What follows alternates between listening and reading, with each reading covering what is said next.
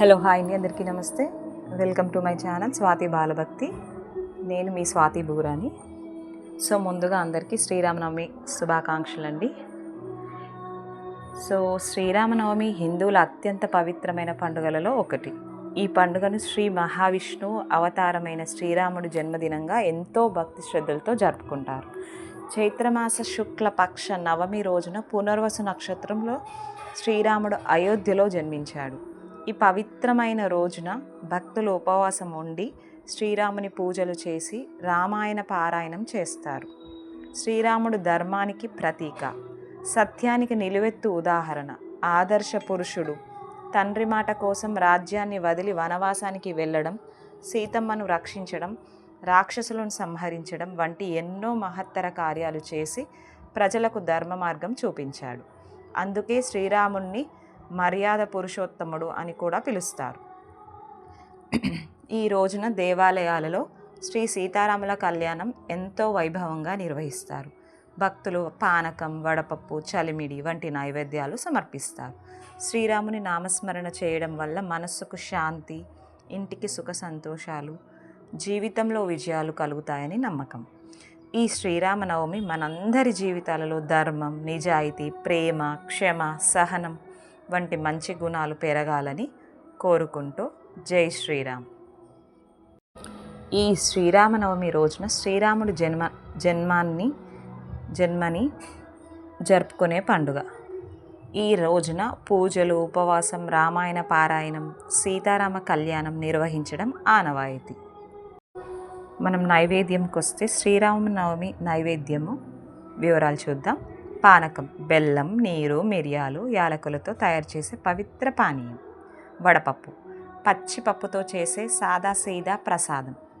చలిమిడి బెల్లం అండ్ బియ్యం పిండితో చేసే తీపి నైవేద్యం. ఈ నైవేద్యాలు శ్రీరాముడికి చాలా ఇష్టమైనవిగా భావిస్తారు. ఈ వీడియోలో నైవేద్యం గురించి మీకు ఉపయోగం అవుతుందని తెలుస్తుంది. ఈ సీతారాముల కళ్యాణం విశిష్టత ఏంటో చూద్దాం.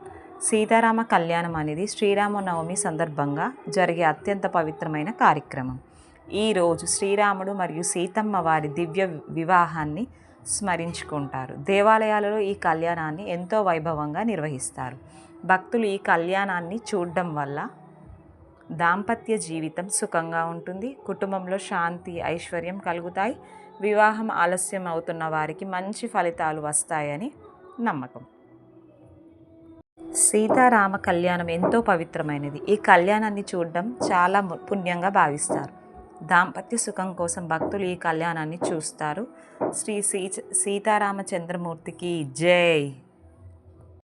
సో మనకి అంటే ఆలుమొగలకి, హస్బెండ్ అండ్ వైఫ్కి ఇన్ కేస్ ఏమైనా క్లాషెస్ ఉన్నా, ఏమైనా గొడవలు వచ్చినా కానీ మనం ఏం చేయాలంటే కళ్యాణంని జరిపిస్తే, అంటే మనకి సీతారాముల కళ్యాణం కానీ, శివ పార్వతుల కళ్యాణం కానీ ఎక్కడ జరిగినప్పుడు కానీ, వెంకటేశ్వర స్వామి కళ్యాణం కానీ ఎక్కడ జరిగినా మనకి ఇన్ కేస్ మనం దగ్గరలో ఉంటే ఆ కళ్యాణంలో పార్టిసిపేట్ చేస్తే ఆలుమొగల మధ్య ఎలాంటి విభేదాలు రాకుండా వాళ్ళ దాంపత్య జీవితం బాగుంటుందండి. సో ఈసారి ఇంకా మీద మీకు ఏమైనా ప్రాబ్లమ్స్ ఉన్నా కానీ రిలేటెడ్ టు దాంపత్యం, ఇలాంటి కళ్యాణాలు చేస్తే ఎంతో దాంపత్య సుఖం దొరుకుతుందండి మనకి. అండ్ ఇంకొకటి, ధర్మ మార్గంలో నడవాలని ఆ శ్రీరాముడు మనకి ఇచ్చిన హితబోధ చేశాడు కాబట్టి మనం అలాగే ధర్మంగా ఉంటే ఆ ధర్మమే మనల్ని కాపాడుతుంది. ధర్మో రక్షతి రక్షితః. నెక్స్ట్ ఆ శ్రీరాముడు సీతారాముల కళ్యాణం మనం చూసినందుకు మనకు ఎంతో పుణ్యం లభిస్తుందండి.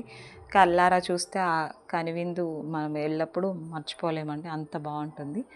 అండ్ నెక్స్ట్ ఆ ముత్యాల తలంబ్రాలు మనకు ఒకటి తీసుకున్నా మనం ఆ ముత్యాలు మనం వేరే బియ్యంలో కానీ, లేదంటే ఆ ముత్యాలు కొందరైతే కొత్తగా అంటే స్టార్టింగ్ పెళ్ళైనప్పుడు ఆ ముత్యాలు కూడా మనం దేవుడు ఆశీర్వాదంగా ప్రసాదంగా తీసుకొని మనం అది మన పుస్తల్లో కుచ్చుకోవచ్చండి ఆ ముత్యాలు.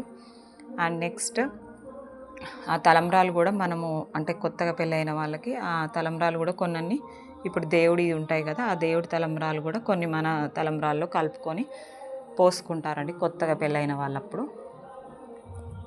నెక్స్ట్ విజయం కోసం వెయిట్ చేసే వాళ్ళు స్టూడెంట్స్ కానీ ఇంకెవరైనా కానీ విజయం కోసం వెయిట్ చేసే వాళ్ళకి కూడా ఈ ఇయర్ 2026 వాళ్ళకి విజయం ప్రాప్తించాలని మనస్ఫూర్తిగా కోరుకున్నానండి.